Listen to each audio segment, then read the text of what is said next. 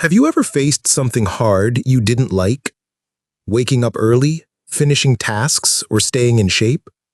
Your brain knows it's good, but says, let's chill. It feels frustrating, even a bit defeating at times. Why do others thrive at hard things so easily?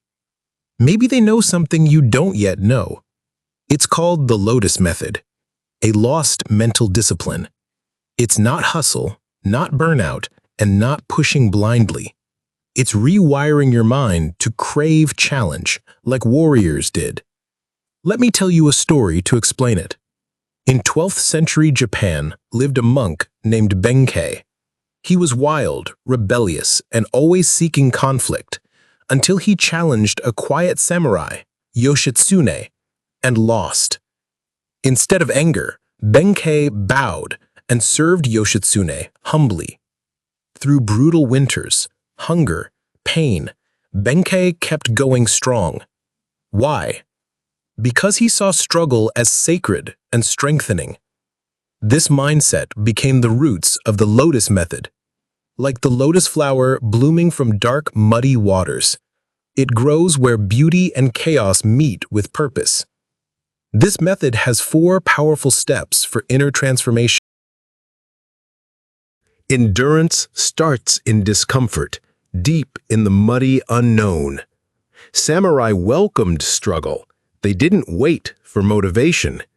Modern science calls this psychological flexibility under pressure. When things feel hard, breathe and begin anyway. Growth starts not when it's easy, but when it's dark. Your body influences your mind more than you know. Stand tall, breathe deep, move with calm intention always. Challenge feels less intimidating when your posture leads first. Discipline starts with how you carry yourself into resistance. Lotus reflects light while rising through the murky water. Reflection helps the mind see where it has grown. Samurai reviewed progress weekly, not to boast but recalibrate. Ask yourself, what did I learn? What changed inside? Your brain needs proof that progress is real and steady. The bloom doesn't arrive with ease, but earned effort. Repetition creates identity. Pain becomes strength with intention. Daily discomfort is training, not punishment, not self-hate. Pick one meaningful challenge today and move toward it. Neuroplasticity builds when you walk the hard path daily.